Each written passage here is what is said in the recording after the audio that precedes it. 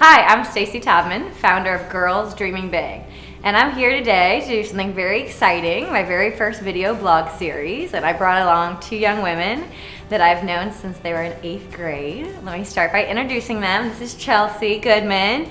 She just finished her sophomore year at Columbia College, and over here is Sally Owens, who finished her freshman year at Oklahoma State. I think it's great that they're here to help me talk about a topic that affects a lot of young women. It's when you're going through transitions in friend groups. This doesn't happen to everybody, but sometimes it does, and it can be awkward and lonely. And so I wanted to take time for them to share maybe their stories and help give you some tips to help you get through those lonely times. I experienced it when I went away to school my freshman year.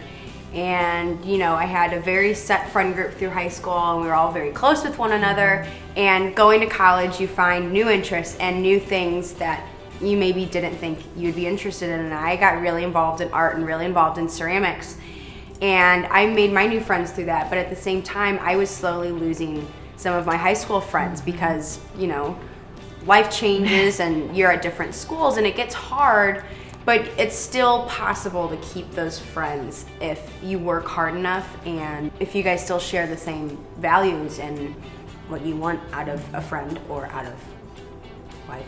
Yeah, no, I think that's a good point. I think that's part of it. I think, young ladies are going through a lot of changes in their life, whether you're in high school or college, and you're kind of trying to figure out who you are, and sometimes the direction you had becomes a little different than the girls that you're hanging out with, and it can really cause some internal conflict. And I think Sally might share something similar to that. Yeah, in high school, I kind of grew up with being really timid and shy and I guess sheltered. And about my sophomore year of high school, I decided I didn't want to be so sheltered and shy. I decided I wanted to, try new things. And so I kind of switched friend groups because my old friend group was just like I was. And but when I switched, I still had the same friends, but I would go out with other friends and they weren't making the greatest choices. And after about a year and a half, I kind of realized that I was really changing and becoming a person I didn't really want to be.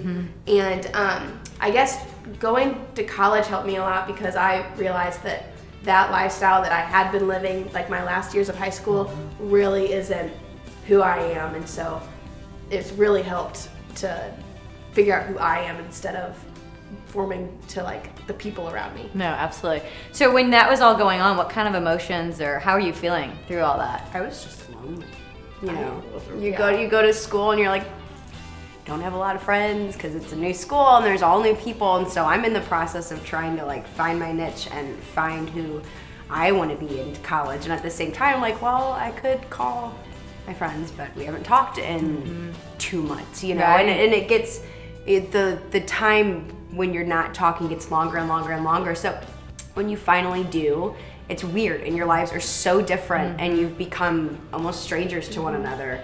And that's even more lonely because you can kind of live in denial if you're not talking. Yeah, we're totally still friends. It's confusing. It's very confusing. and a little heartbreaking. Right, so some of these friends you've been friends with since you were a kid. Yeah. And so that's something that's totally normal and that you may experience at different times of your life. To be honest with you, I struggle with that even as an adult. I would say just a couple years ago, about 4 or 5, and I was changing. I was doing new things, and I was lucky enough to find some young women that really shared a lot of the same values as I did. We want to also give you some tips and strategies, so if you are dealing with that, the biggest thing is just be willing to put yourself out there. You can't find friends if you're not talking. And so I would encourage you, whether it's in the classroom, whether it's going to the gym, just smile and be willing to have a conversation with somebody that you never would have thought you would have a conversation with. I don't know if you guys have anything you've done that's helped you. I'm far from an artist, but I decided to try something new, and I took ceramics in high school and loved it, and thought, I might as well just get involved and really try something new in college. And I ended up meeting my best friend and my roommate from it. And when I first met her, I never thought that we'd be friends. Right. She was really quiet, and I was just kind of doing my own thing. And we kind of looked at each other and we were like, you could be a friend of mine. And we were best friends, and I've met other of my best girlfriends through ceramics. And if I would have never put myself out there and really tried something new, who knows who my friends would have been. Absolutely. Through these past couple of years.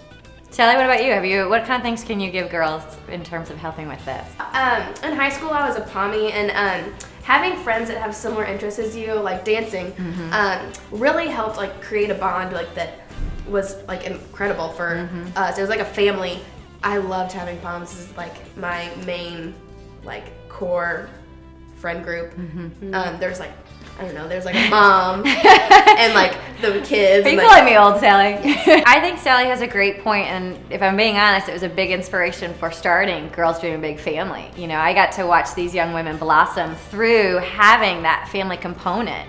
You know, they were all very different young ladies with different personalities, but they had a place where they could shine and be that, and there was that common linking component.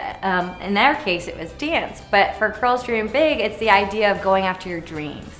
You know, I think that's so important, and whether it's through Girls Dream Big Family or something else, finding somewhere where you feel at home and you feel comfortable being you, because that's really what a good friend is. Someone that loves you no matter how goofy or weird you're acting that day, and you feel supported. I think that's huge. So girls, do you have any final thoughts? I think it's really important for girls to find a place like Girls Dreaming Big where you can find a niche and really have riveting conversations to help you be the best you, but still get to remain an individual, which is the most important overall. That's good. And it's also really good to have a really good mentor. Like, you've always been my mentor, and you've really like let me realize who I am and like what I want to do and what I want to be, and that's really important for girls and anyone. Well, I hope you enjoyed our first ever video blog series. Don't worry, it's gonna get better with time. We plan to do this once a month at least. And I'd love to hear your feedback and questions and comments. You know, this is for you, and so I want to hear what you want us to talk about. And we plan to have many different guests on the show. And I want to thank you. You guys both did a really great job, so thank you. Thanks for having us. Oh, anytime. Feel free to check us out on Instagram, Twitter, or Facebook. You can click below and it will send you that way. So thanks for watching. I hope to see you next time.